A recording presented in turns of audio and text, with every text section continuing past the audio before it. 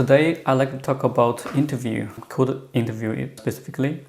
So I have worked in the industry for a while, over a decade, and I have been in both sides of the interview many times. So in this video, I would like to share the most important tips I would like to say, or if I'm an interviewer, what characters I'm looking for the candidate. So I have already published a blog post, but I think it's more easy, or it's a different format to digest when you watch this video. So tips number one, and this is one of the aspects I'm looking for, always the very first thing. I would like to say a good programming habit. By saying that, I mean, do you familiar with building process? Do you familiar with the keyboard shortcuts? Because that's give me a sense of, do you really looking to be more productive? As a programmer, we have a lot of daily tasks, from reforming or reshaping, transforming data from one shape to another, to file manipulation. And I really want to say, if you have the sense of being more productivity, I want to type into the browser address bar. Sorry, the address. So Command T, you go to that input box and you type whatever you want. And then if I want to go to the address bar again, Command L, and you do something else.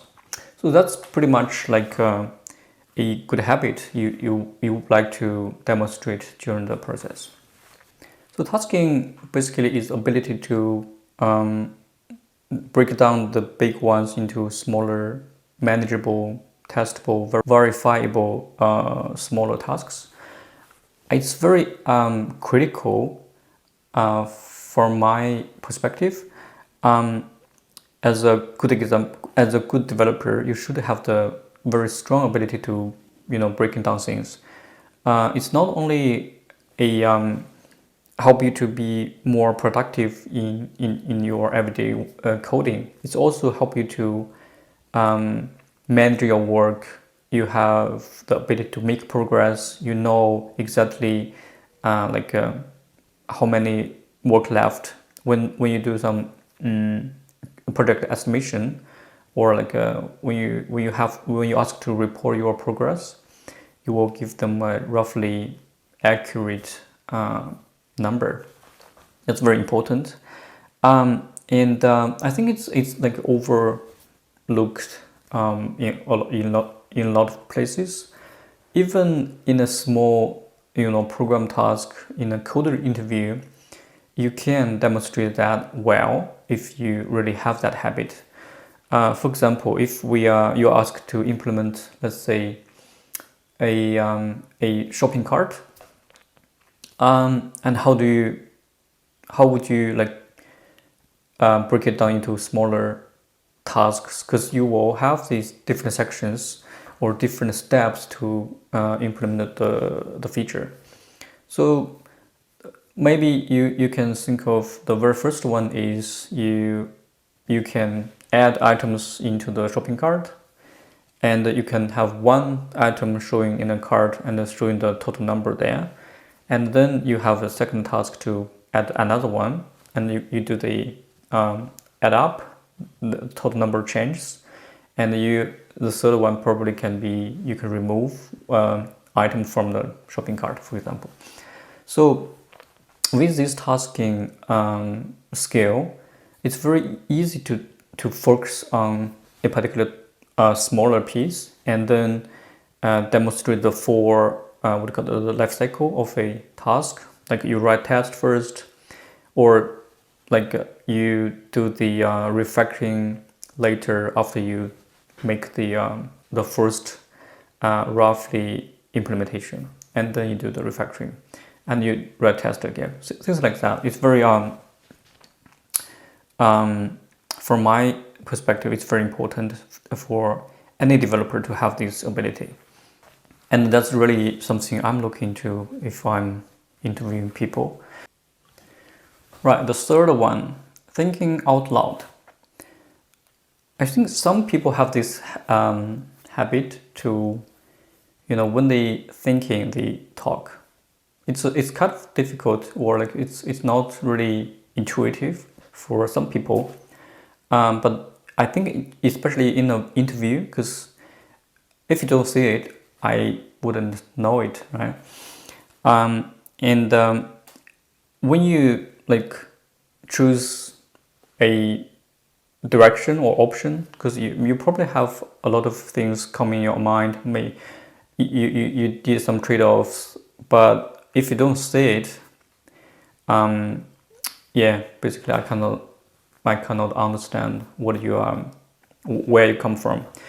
I think the actual thinking process is more important than the solution you come up with. For example, if you are sorting a big list of data, and you choose the quick sort, for example, or you probably have multiple other options, sorting algorithm, and you decided to pick up the quick sort or binary sort, for example. And then I would like to see you talk to me more proactively about why you picked up this one. It doesn't have to be correct, but it's more like a habit to demonstrate, or you have already think of these A, B, C options, and you decided to go this way. And it's not necessarily to be the right way. I think a lot of developers, they are very keen to demonstrate their coding ability. Like you can use this fancy feature in language, or they understand or they know some features of the framework they're using, or they want to finish the task very quickly. But the quickly is not the very important aspect.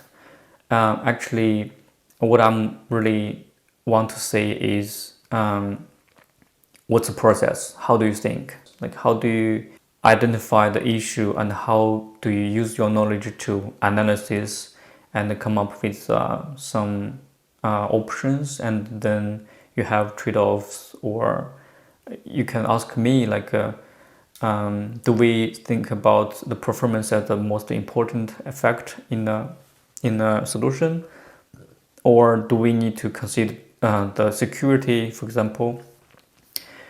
These back and forths can make the conversation going, and then it's more like the feeling or the overall experience you have with the interviewer. If you are very focusing on the task and you don't talk, you just quickly get it done, it looks like a little bit suspicious to me.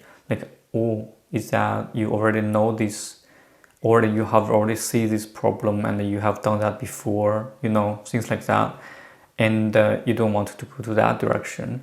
It's an interview, so talk to your interviewer and talk about what do you think, how do you think, what options you have already in your mind. Even so, like a naive or sometimes stupid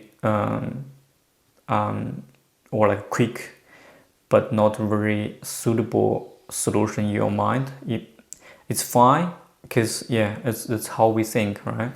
So thinking out loud, don't just finish the task. Feedback.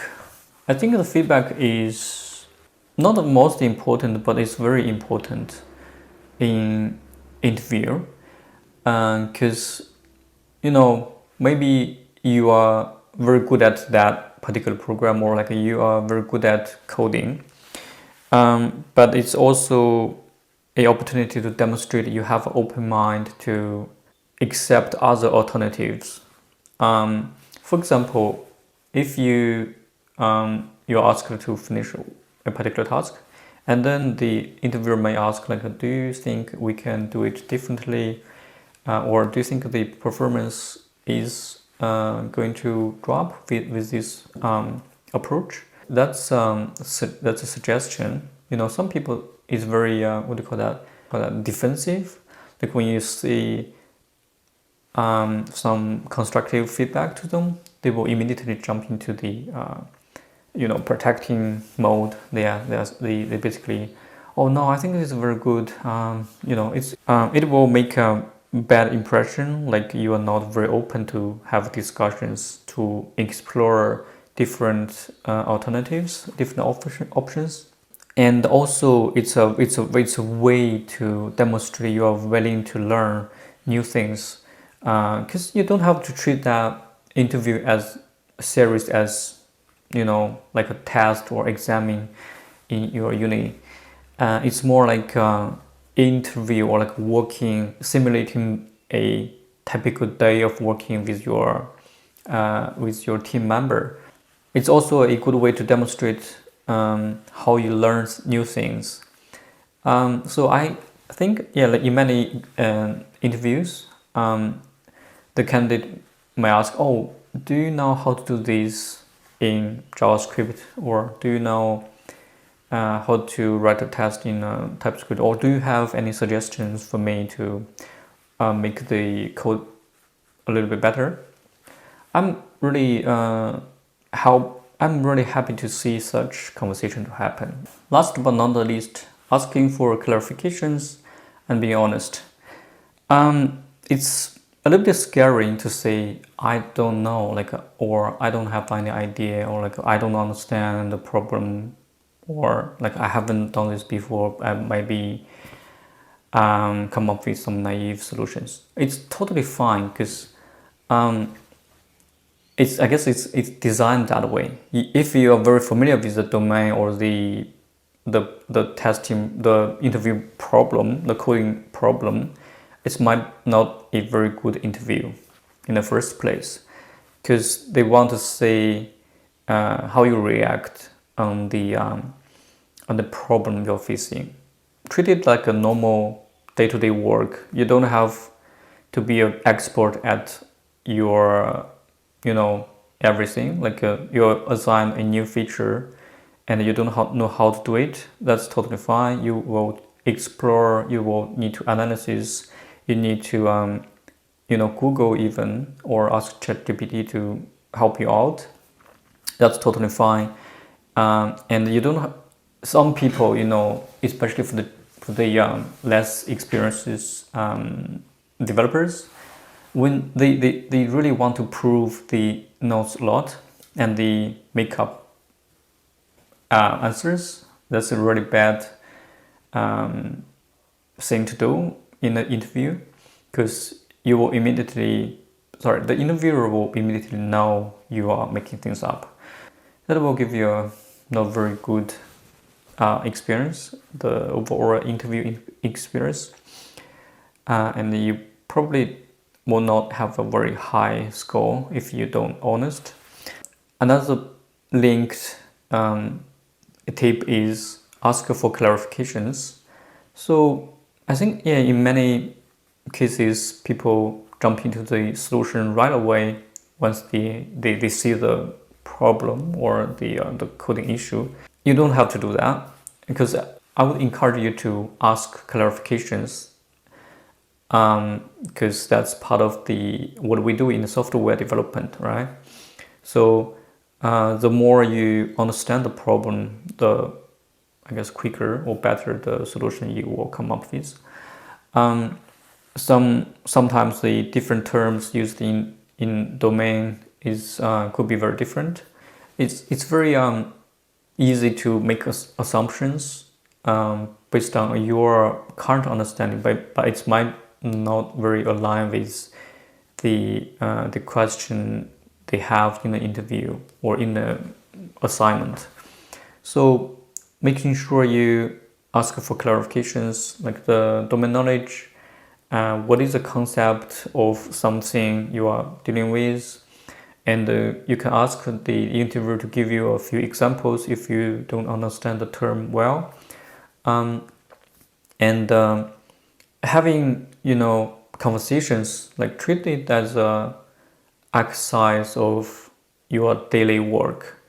So yeah, once you are aligned and on the same page of the problem you're solving, and then you ask if this is the right direction to go, and you might have some conclusion like, okay, we can start from there, and then we can enhance the current or the first step, and gradually you build up the whole task. To recap, you need to demonstrate a very good coding habit by either the command line shells, command line automation, the keyboard shortcuts, and you will have a good ability of tasking, breaking down big things into smaller and testable pieces, so we can gradually build one after another. And you need to think out loud. Don't be too distracted to the task itself. The process is actually more important. You need to talk about different options, why you choose this option over the other, and the reasoning of your choices, and feedback, the willingness of, if you are open to different ideas, different alternatives, and do you really accepting the constructive feedback, and finally the honest. So if you don't know something, just say it. You don't know, it's fine, and you need to ask clarifications when you are stuck, or you want some concrete examples from the interviewer. Yeah, that's pretty much for today. I hope this helps, and also I wish you have a very good result in your code interview.